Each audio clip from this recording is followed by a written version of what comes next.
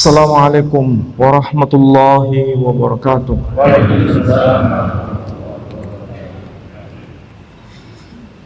Alhamdulillah rabbil alamin. Alhamdulillahilladzi arsala rasulahu bil huda wa dinil haqq liyudhhirahu 'alad din kullih wa kafaa billahi shahida.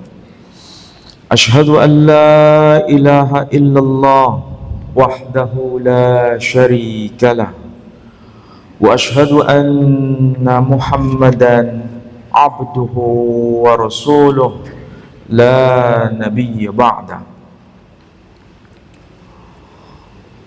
Qala Allah ta'ala fil Qur'anil aziz, a'udzu billahi minasy syaithanir rajim. Bismillahirrahmanirrahim.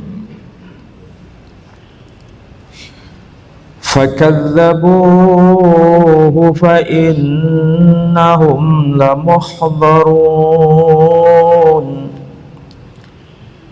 illa ibadallahil mukhlasin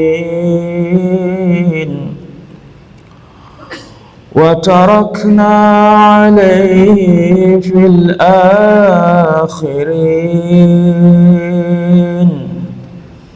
Salamun ala Ilyasin. Shadaqallahul azim.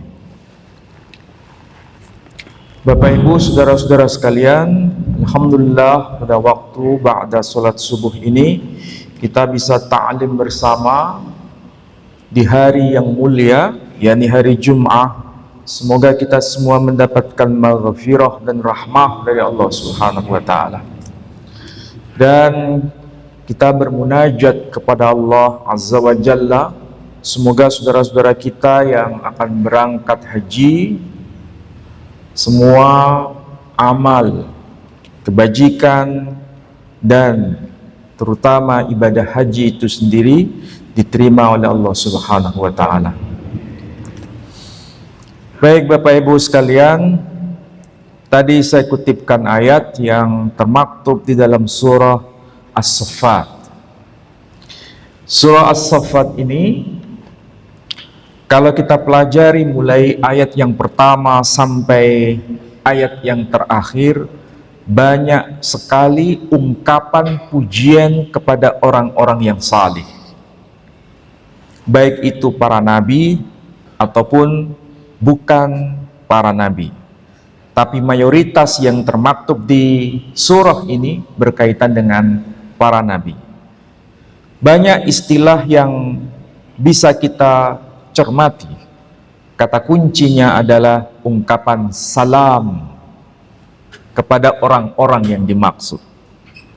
Salah satunya misalnya tadi saya bunyikan ayat, misalnya salamun ala Ilyasin. Bapak Ibu sekalian, ini saya bawakan Quran yang kebetulan ini jarang sekali dibaca, jarang sekali dipunyai. Mushaf yang saya pegang ini memang agak unik. Kenapa? Karena mushaf ini cara penulisannya, huruf-huruf yang ditulis agak lain dengan yang biasa kita baca.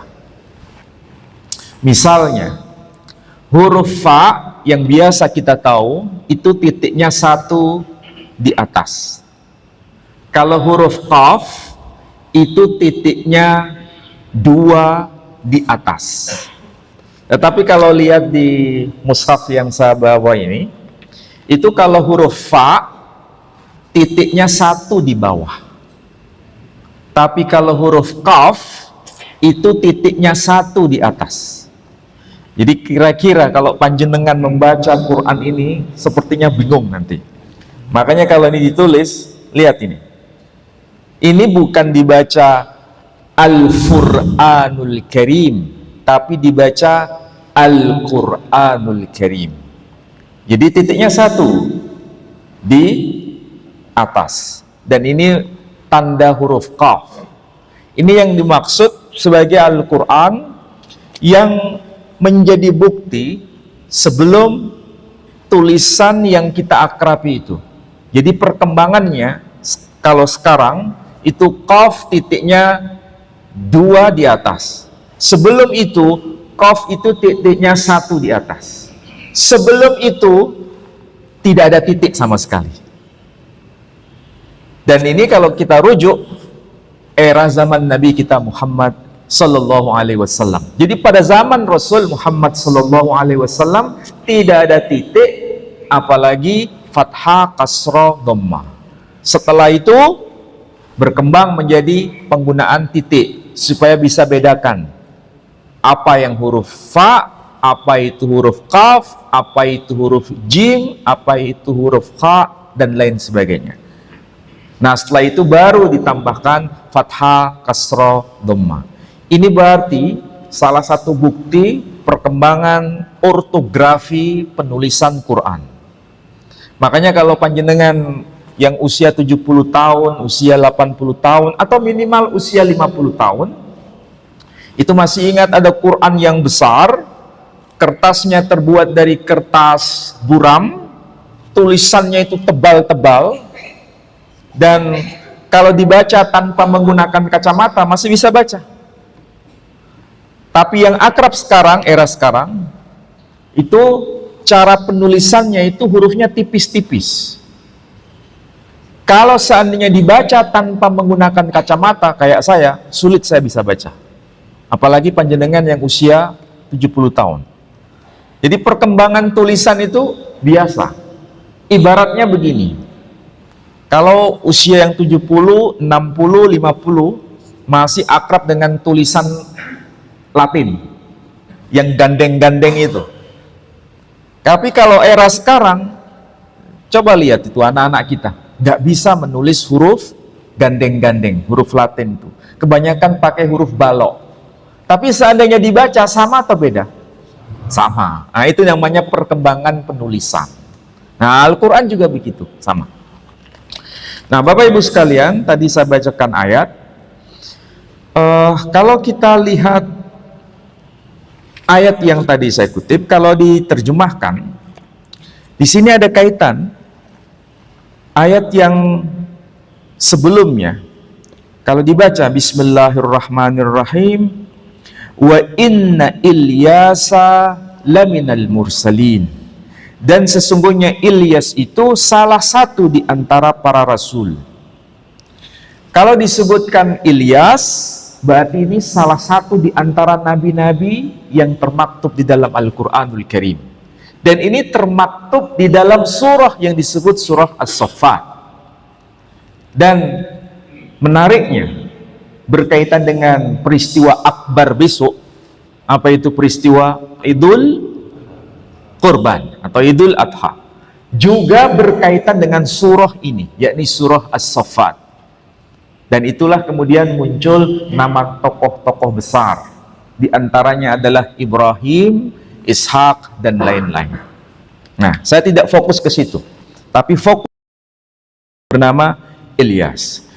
Disebutkan wa inna Ilyasa laminal mursalin, dan sesungguhnya Ilyas itu salah satu di antara para rasul.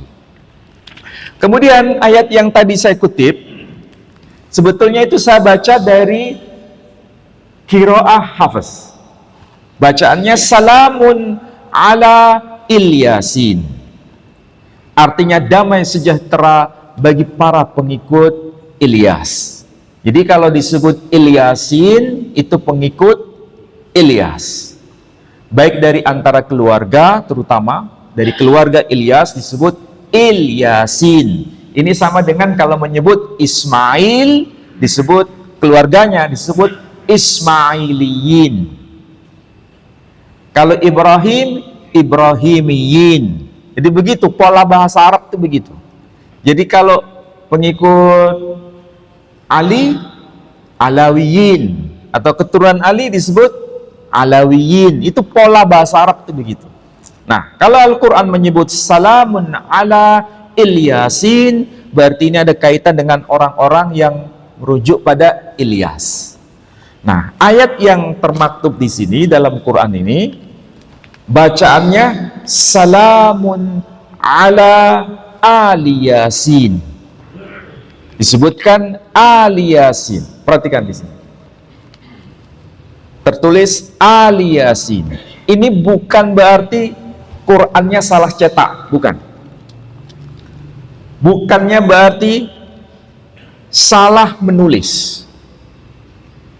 Kalau dikatakan Ali Yasin berarti keluarga Yasin. Tapi ini merujuk pada leluhurnya. Karena kalau disebut Ali Yasin, Ali itu artinya keluarga, Yasin itu adalah sebutan kepada siapa? Tokoh besar yang bernama Muhammad sallallahu alaihi wasallam. Dan ini merupakan perspektif para ahli tafsir generasi terdahulu. Dan ini tidak ada pertentangan sebetulnya. Maksud saya begini, kalau disebut Ali Yasin, arti harfiahnya keluarga Yasin. Siapa itu Yasin? Yasin itu gelar yang disematkan kepada Nabi kita Muhammad sallallahu alaihi wasallam. Sedangkan leluhur beliau itu adalah Ilyas itu sendiri. Jadi jangan salah, Nabi kita Muhammad sallallahu alaihi wasallam itu nyambung kepada Ilyas. Itulah sebabnya dalam kitab tarikh disebutkan Muhammad bin Abdullah atau Abdullah bin Abdul Muttalib bin Hashim bin Abdi Manaf bin Qusay bin Kilab bin Murrah bin Ka'ab bin Lu'ay bin Ghalib ibn Fikhr alias Quraisy bin Malik bin Nadr bin Kinanah bin Huzaimah bin Mudrikah bin Ilyas bin Mudar bin Nizar bin Ma'ad bin Adnan sampai ke atas bin Ismail bin Ibrahim. Dari situlah kemudian kenapa Ali Yasin keluarga Muhammad sallallahu alaihi wasallam, karena Ilyas bagian dari Nabi sallallahu alaihi wasallam. Nah, jadi sekali lagi bacaan Ali Yasin di sini bukan salah tulis. Tapi benar, boleh dibaca salamun ala Ilyasin. Benar. Tapi juga boleh dibaca salamun ala ali Yasin. Dua-duanya benar. Tapi kayaknya panjenengan jarang baca kayak begini ya. Ini kalau panjenengan sholat di Maroko, sholat di Aljazair, sholat di Libya, sholat di Tunisia, sholat di Mauritania, sholat di Oman, itu bacaannya seperti ini. Ini yang disebut Mushaf Utsmani biriwayah Warsh. Kalau yang biasa kita baca Mushaf Utsmani biriwayah Hafs. Jadi kalau Hafs salamun ala Ilyasin. Tapi kalau Waras salamun ala Ali Yasin. Jadi tertulis Ali Yasin di sini. Tulisan ini dikonfirmasi kebenarannya sebagaimana yang termaktub di dalam kitab Sahih Bukhari. Ya. Saya bawakan ini supaya panjenengan itu bukan sekedar percaya, tapi melihat bukti langsung. Ini tertulis Al-Jami'us Sahih li Abi Abdullah Muhammad bin Ismail Al-Bukhari. Berarti ini kitab apa? Sahih Bukhari. Di dalam kitab Sahih Bukhari, ini jilid yang kedua, saya bacakan di sini hadisnya. Ini ada hadis mengutip ayat Quran, kemudian ada penjelasan. Disebutkan, Inna Allah astafa Adam wa Nuha wa ala Ibrahim wa ala Imrana ala alamin. Saya ulangi lagi.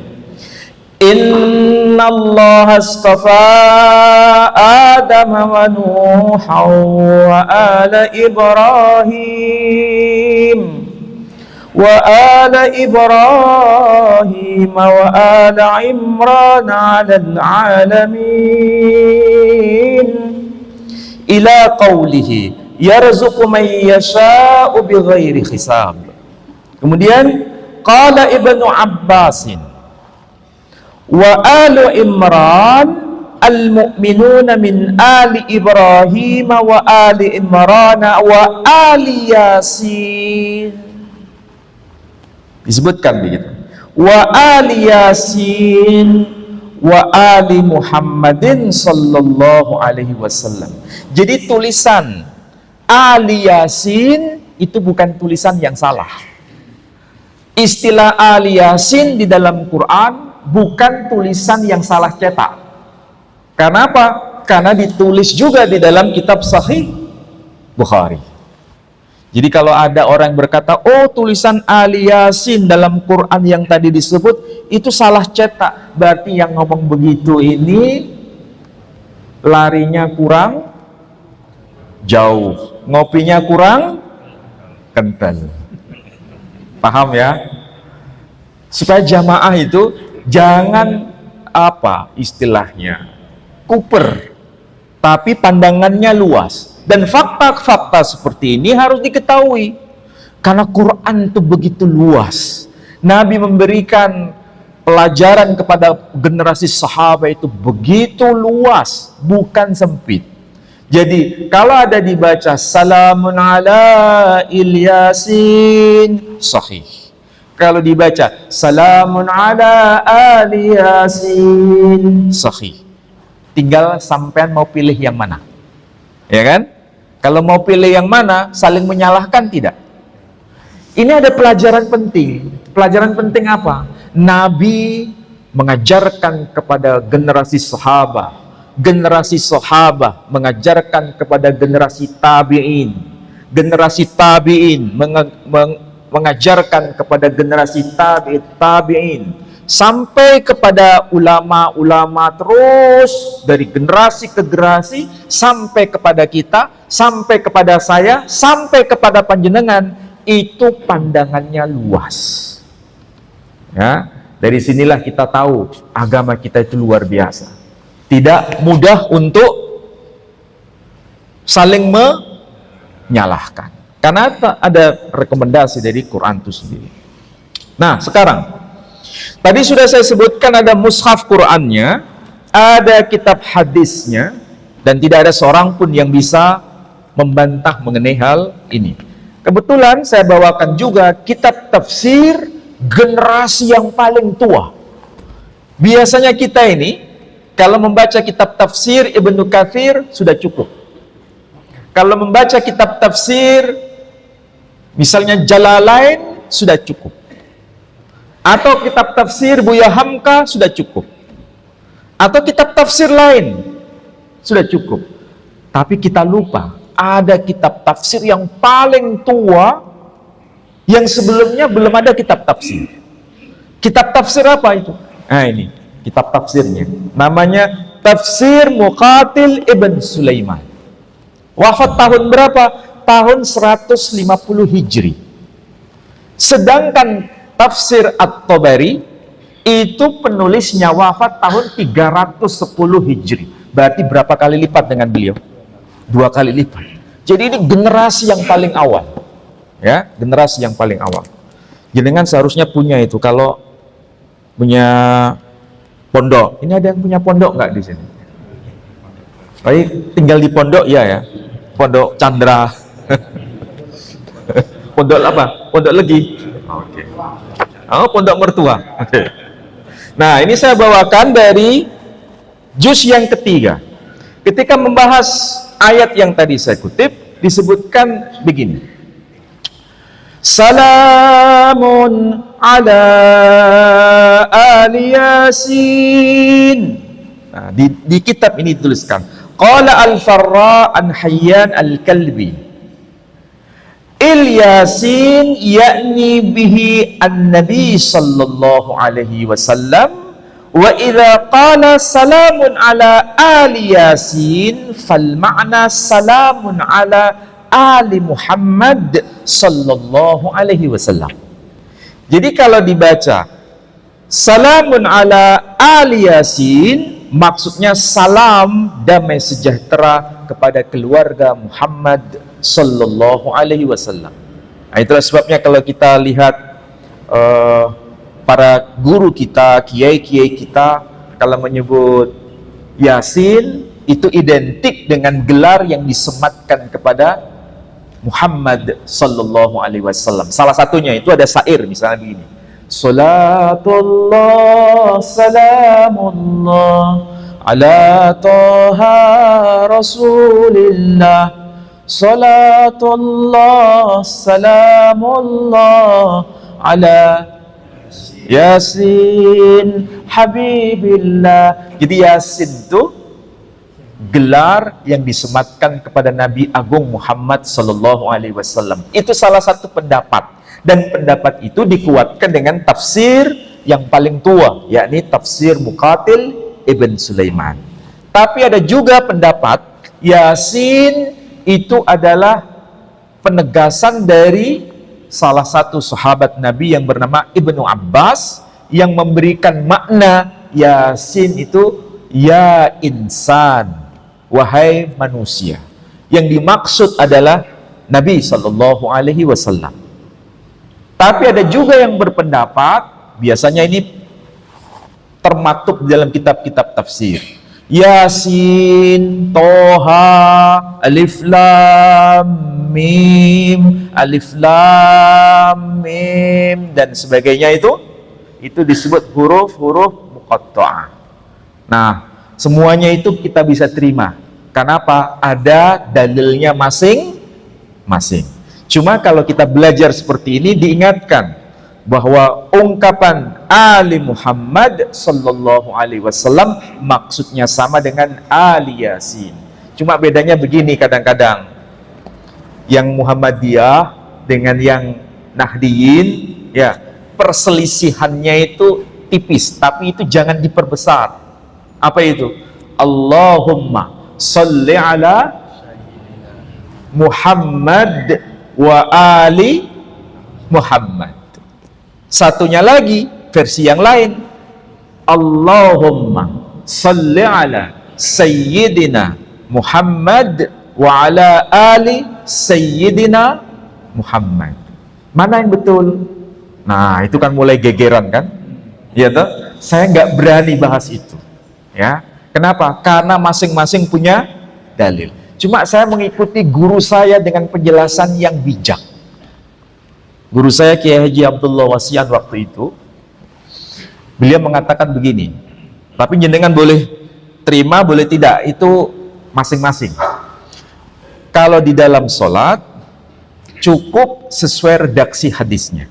Allahumma sholli ala Muhammad wa ali Muhammad.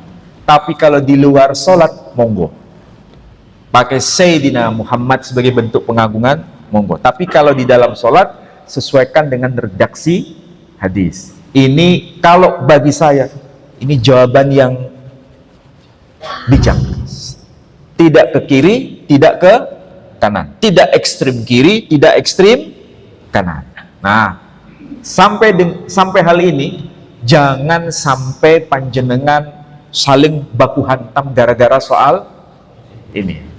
Yang penting bagaimana kita bisa melafalkan dan sekaligus memaknai secara benar seperti yang dimaksud dan dalam kitab-kitab tafsir, kemudian Al-Quranul Karim, dan juga kitab hadis. Dan ada ayat yang menyebut salamun ala Ali Yasin, berarti ketika menyebut Muhammad sallallahu alaihi wasallam tidak boleh dipotong, dipisahkan dari wa ali Muhammad, harus digabungkan. Ini makna yang termaktub di dalam ayat ini. Nah, mudah-mudahan kita bisa tahu hikmah kenapa, karena ini ada kaitan dengan Dzulhijjah ini. Kenapa nama Rasul Muhammad sallallahu alaihi wasallam tidak bisa dipisahkan dari Ibrahim? Karena ada peristiwa-peristiwa besar, dan itu salah satu amal saleh yang diamalkan oleh generasi-generasi terdahulu. Yang terakhir, mengapa Al-Quran menyebut Ilyasin? mereka pengikut dari Ilyas, ada apa? Apa tujuannya? Karena ini sebetulnya kekhawatiran kita. Kekhawatiran kita itu apa? Kalau kita disamakan dalam arti menyebut tokoh Ilyas, misalnya ini Pak Huda misalnya, ataupun saya, kita seharusnya khawatir generasi di antara keluarga kita atau generasi anak cucu kita tidak sama dengan kita. Kita khawatir tidak? Khawatir. Dan kekhawatiran ini yang harus kita munajatkan kepada Allah Subhanahu wa Ta'ala. Kita bisa menjaga iman kita, kita bisa menjaga kesalehan kita. Meskipun kita tidak boleh menyombongkan diri, tapi menjaga kesalehan kita itu penting. Tapi kita seharusnya waspada dan betul-betul khawatir di antara keluarga kita, di antara anak cucu kita yang nanti justru mengambil jalan yang berbeda dengan kita. Khawatir atau tidak? Kita semua khawatir. Itulah sebabnya harus dijaga. Itulah sebabnya diingatkan melalui ayat Quran. Lihat ayat yang termaktub di urutan 128 dari surah Al-Baqarah. Apa yang dikatakan? Rabbana waj'alna muslimaini laka wa min dzurriyyatina ummatan muslimatan lak. Kalau diterjemahkan, wahai ya Rabb, ya Tuhan kami. Siapa yang munajat ini?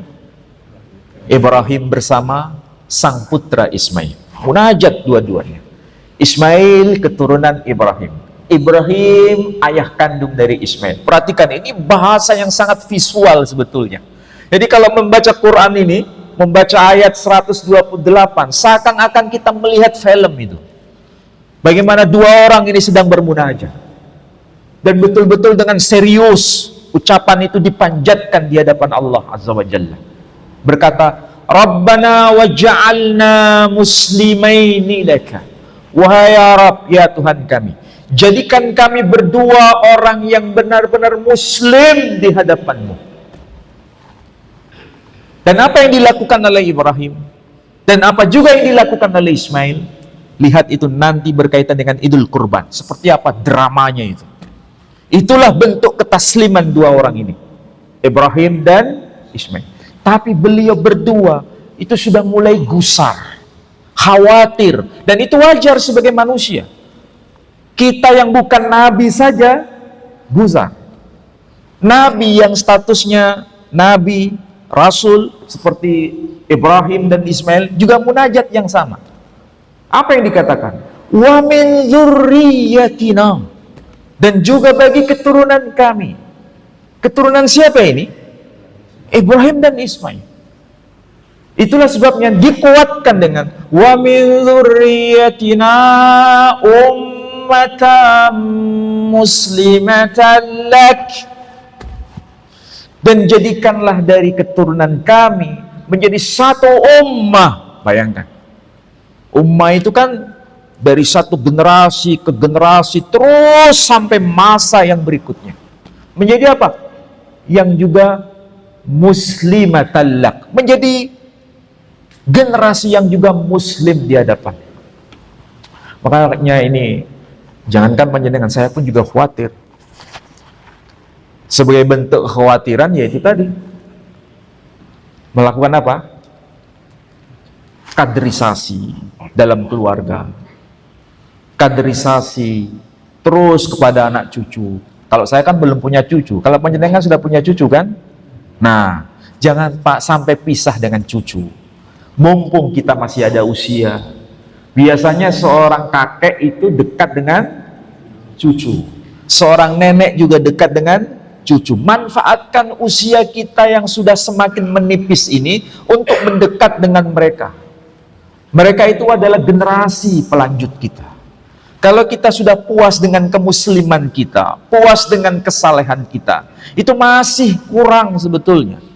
Jangan egois, perhatikan generasi setelah kita. Mudah-mudahan mereka akan mengenang kita semua. Dan itu yang harus kita khawatirkan, seperti yang dilakukan oleh Ibrahim dan Ismail. Tidak salah bila Disebut dalam Quran tadi apa? Istilahnya salamun ala Ilyasin, damai sejahtera atas keluarga Yasin. Siapa yang dimaksud? Muhammad sallallahu alaihi wasallam, dan beliau adalah salah satu di antara generasi yang kesekian dari Ilyas, dan Ilyas generasi yang kesekian dari Ismail, Ismail generasi yang kesekian dari Ibrahim. Nyambung semua. Mudah-mudahan di antara anak cucu kita menjadi orang-orang yang taat di hadapan Allah Subhanahu wa taala. Saya kira demikian manfaat bagi panjenengan di hari yang sangat penuh berkah. Baik, ada yang mau tanya?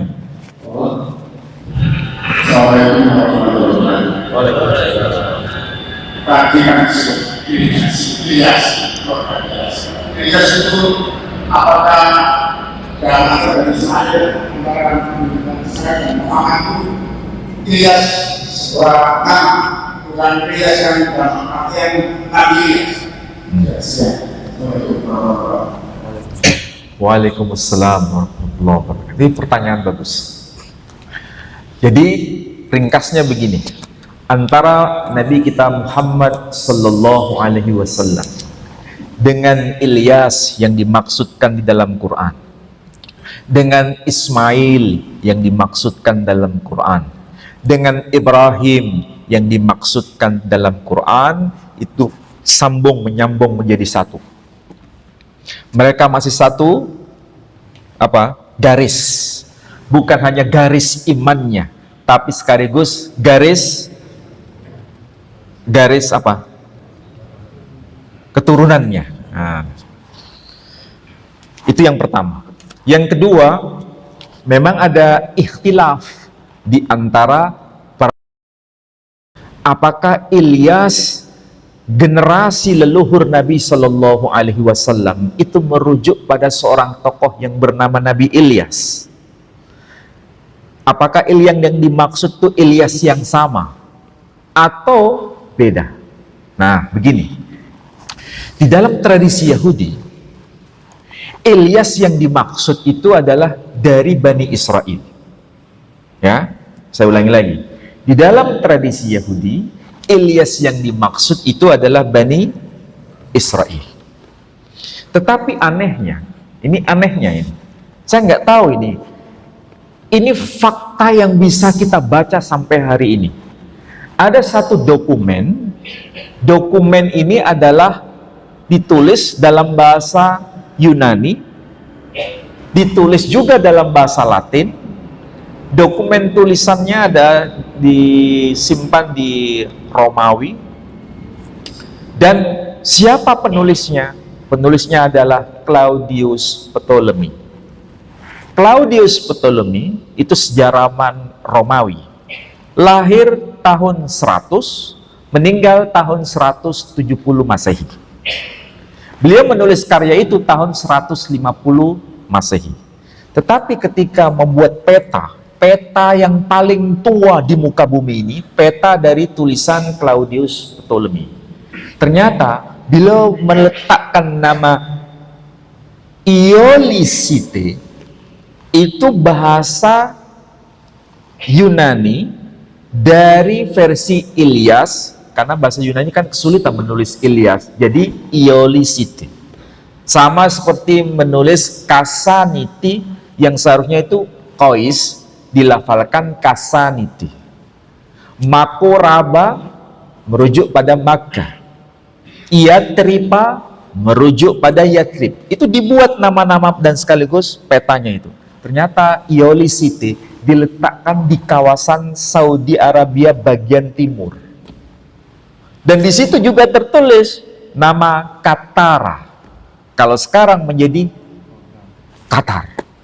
Jadi nama-nama itu menjadi bukti. Kalau seandainya itu Bani Israel, tidak mungkin nama itu muncul di kawasan Arabia. Seharusnya muncul diletakkan di kawasan Israel. Dari sinilah terjadi perdebatan di antara para ahli.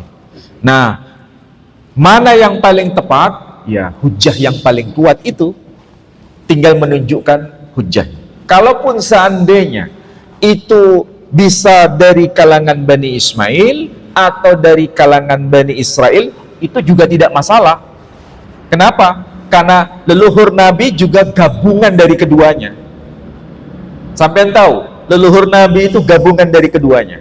Dari mana? Leluhurnya yang bernama Hashim, itu Bani Ismail. Tapi istrinya Hashim, yakni Salma, itu Bani Israel. Nyambung dua-duanya. Tidak salah, dari sinilah kita bisa mengerti Rasul Muhammad SAW sebagai khataman nabiyyin, karena menggabungkan dari Ishak dan Ismail. Dua-duanya nyambung. Kalau saya ditanya, kedua-duanya bisa diterima dan tidak perlu diperdebatkan. Jangan sampai ada pikiran begini, Nabi SAW tidak ada kaitan sama sekali dengan Bani Israel. Itu nanti bisa keliru. Karena data-data justru berbicara lain, menyambungkan keduanya. Salah satu bukti, nama Salma, istri dari Hashim itu sendiri. Siapa itu Hashim? Muhammad bin Abdullah bin Abdul Muttalib bin Hashim. Generasi berapa ini? Generasi keempat dari yang bawah, iya kan? Istrinya bernama Salma. Ingat, nama Salma itu bukan asli bahasa Arab. Sama seperti nama Musa, sama seperti nama Isa.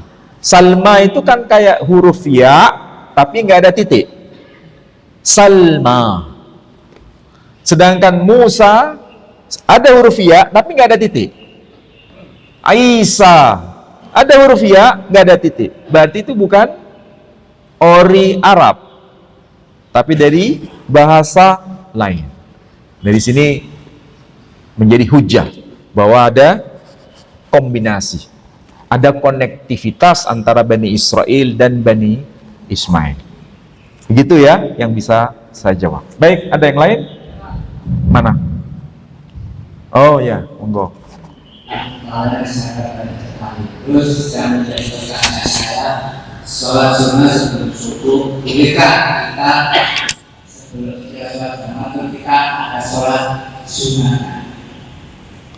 Ada sholat sunnah, nilai untuk nilai dibagi waktu jamaah sholat subuh dibolehkan itu aja. Nah, maksudnya sholat sunnah sebelum subuh ya? Maksudnya pertanyaan saya, sholat subuh ada sebelum sholat subuh ada sholat sunnah, ya. Terus kita ketinggalan sholat subuh jamaah, terus kita terus sholat sebelum subuh itu kan habis sholat jamaah, bukan yang tidak. Mudah-mudahan saya nggak bingung memahami. Mudah-mudahan. Sholat sunnah, terus setelah sholat subuh Oh. Jadi begini ya, begini. Gampangnya ini supaya kita ini beragama nggak ribet.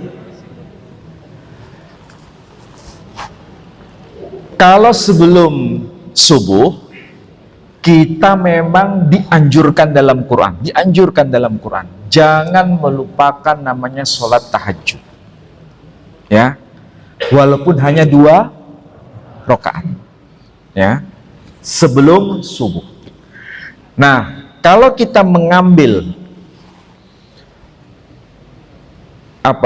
penegasan dari kalangan Muhammadiyah itu menegaskan subuh itu seperti pada umumnya atau beda? Tahu maksud saya? Subuhnya Muhammadiyah itu lebih akhir atau sama dengan pada umumnya? Lebih akhir. Artinya yang pada umumnya sudah adzan, Muhammadiyah sudah adzan belum? Belum. Berarti kalau belum adzan, mereka menganggap itu waktu masih bisa menjalankan sholat tahajud. Jadi misalnya, Ustadz ini sudah adzan, boleh nggak sholat tahajud? Kalau dalam konteks Muhammadiyah masih bisa. Kalau nanti plus sekitar berapa menit? Kalau nggak salah 8 menit ya. Nah, baru adzan. Berarti kan masih ada waktu space berapa itu? 8 menit. Kan bisa sholat 2 rakaat. Mending itu dilakukan. Nah, setelah itu baru sholat qobliyah subuh. Ya, sholat qobliyah subuh. Baru setelah itu sholat subuh. Nah, itu patokannya, ya, patokannya. Kemudian, apakah bisa menjalankan sholat sunnah setelah sholat subuh, yakni sholat qobliyah subuh? Ya bukan qobliyah subuh lagi, sholat ba'diyah subuh nanti. Nah, apa pertanyaannya? Kalau sholat ba'diyah subuh ada enggak? Enggak ada. Udah ya, gampang ya. Jadi kalau setelah sholat subuh nggak boleh diganti karena tadi ketinggalan, ya. Kemudian diganti sholat 2 rakaat setelah subuh. Nggak ada dalilnya, ya. Nanti nunggu setelah suruh. Nah, baru setelah bisa sholat 2 rakaat. Intinya begitu, ya. Intinya begitu. Tapi saya pesan betul. Ini termasuk saya juga. Jangan sampai melupakan tahajud 2 rakaat sekalipun. Jangan sampai lupa. Dan itu luar biasa itu dampaknya. Sangat besar dampaknya. 2 rakaat. Penting. Jadi kalau bisa ya memang sholat tahajud itu sebelum adzan semua. Itu kalau bisa. Tapi kalau sudah mepet-pet, nah sudahlah pakai versi Muhammadiyah itu. Kok masih ada space 8 rakaat? Udah sholat tahajud. Nah baru kemudian subuh adzan. Biasanya Masjid Muhammadiyah itu adzannya kancrit ya. Apa itu kancrit? Pokoknya tambah 8 menit tadi. Oke, paham ya saya yang maksud tadi ya? Nah, mudah-mudahan manfaat meskipun tidak ada hubungan dengan tema. Nggak apa-apa. Oke. Satu lagi Pak. Oh ya, udah silakan. Ini terkait dengan Penulisan Al-Quran. Ada dijelaskan bahwa saat itu waktu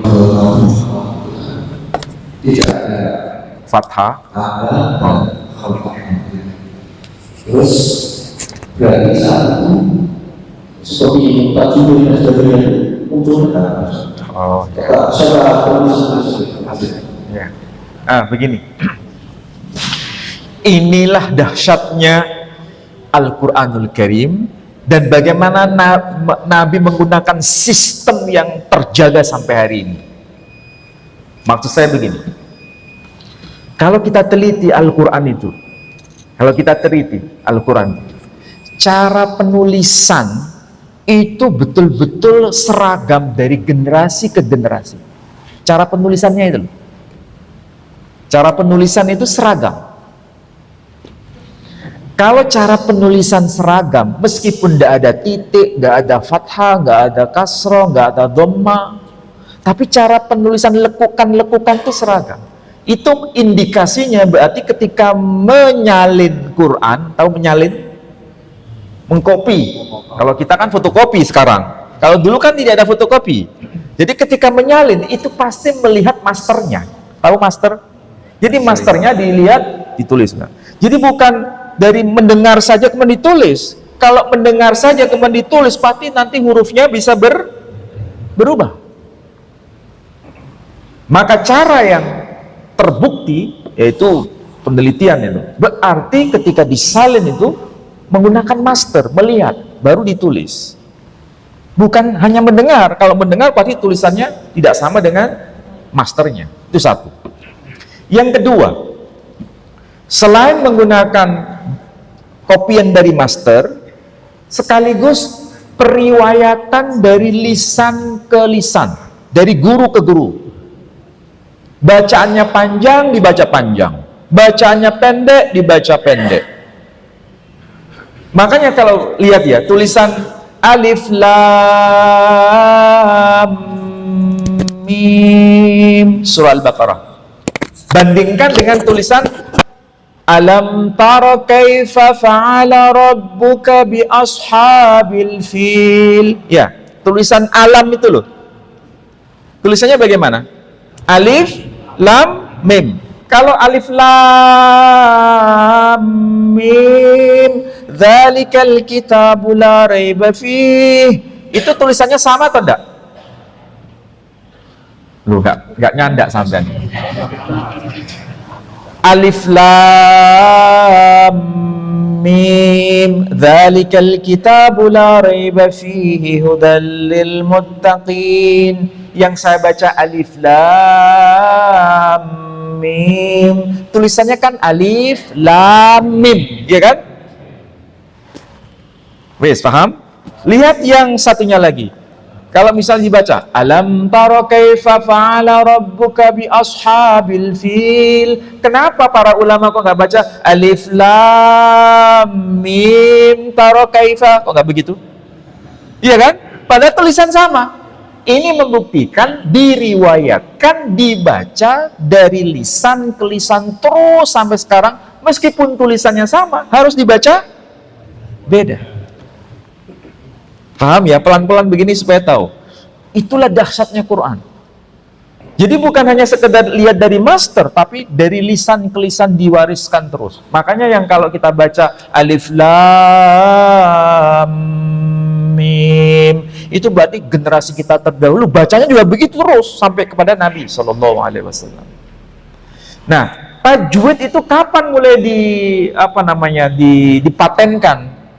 Ya, generasi belakangan. Tetapi bukan berarti ilmu tajwidnya nggak ada. Ilmu tajwidnya itu sudah ada pada zaman Nabi, ilmu cara bacanya. Tapi dipatenkan baru generasi kemudian ini bacanya 2 ketukan, 3 ketukan, itu kan era belakangan. Tapi cara bacanya begitu. Sambil contoh tadi itu, alif lam mim. Bacanya kan begitu kan? Boleh nggak saya baca alif lam mim? Boleh nggak? Nggak boleh. Berarti ini tajwid sudah ada zaman Nabi belum? Sudah, cuma patennya itu dipatenkan oleh ulama-ulama yang ahli tajwid generasi belakangan. Kira-kira dipahami Pak Uda? Artinya saat itu walaupun tulisnya sama, saat itu kami semoga dengan cara bahasa yang berbeda. Iya. Jadi gampangannya begini, apakah Nabi sudah mengajarkan ilmu tajwid? Secara langsung sudah. Cuma dinamakan iklab, ikfa. Itu baru muncul era belakangan. Gitu ya cara memahaminya. Jadi wujudnya itu sudah ada pada zaman Nabi, cuma patennya dengan istilah-istilah tertentu, ikfa, iklab dan lain sebagainya itu baru muncul setelah masa belakangan. Jadi kita nggak bisa bayangkan nanti kalau huruf begini ketemu ini harus dibaca begini. Nabi nggak ngomong begitu, cara bacanya saja langsung. Paham ya kira-kira? Ilmu tasawuf itu apakah melalui verifikasi atau Kalau dari bagaimana kita membaca Al-Quran itu berarti verifikasi dari Nabi itu sudah ada. Jadi kalau di zaman Nabi alif lam mim tulisannya, kemudian setelahnya ada kata taro kaifa, nggak mungkin dibaca alif lam mim taro kaifa, ya kan? Tapi dibaca alam taro dan seterusnya, begitu. Dan itu dari Nabi. Bacaannya panjang atau pendek juga dari Nabi. Terus sampai generasi kita ini. Semuanya itu ada. Cuma istilah-istilah ini dibaca panjang berapa ketukan dan sebagainya itu baru muncul belakangan. Jadi intinya begitu. Okay? Mudah-mudahan dimanfaat. Inilah dahsyatnya Quran itu begitu. Nggak bisa dipalsu, nggak bisa diubah-ubah. Jadi meskipun tulisannya sama, kalau dibaca beda ya harus dibaca beda. Nggak boleh dibaca semaunya kita. Loh, itu kan tulisannya sama. Iya betul, tapi Nabi nggak ngajarkan begitu. Mosok kita baca alam dalikal kitabu, masa begitu kan nggak mungkin. Iya toh? Nah, itulah dahsyatnya Quran. Oke, saya kira demikian. Mudah-mudahan manfaat dengan semua. Saya tutup dengan doa penutup majelis. Subhanakallahumma wa bihamdika asyhadu an la ilaha illa anta astaghfiruka Wassalamualaikum warahmatullahi wabarakatuh. Waalaikumsalam.